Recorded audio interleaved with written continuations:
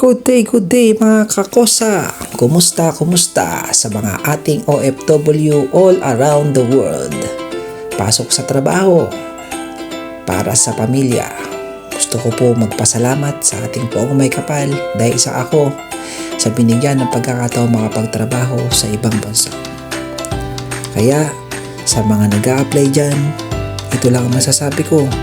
Kung ano ang umpisa nyo, ay tapusin ninyo. Sigurado ko, katulad ko, matutuloy din ang pagtatrabaho nyo sa ibang bansa.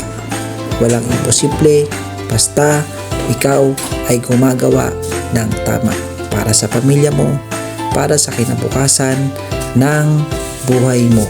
Kaya tuloy lang, laban lang at huwag mawawalan ng tiwala sa taas. So ano pang ginagawa mo? Apply na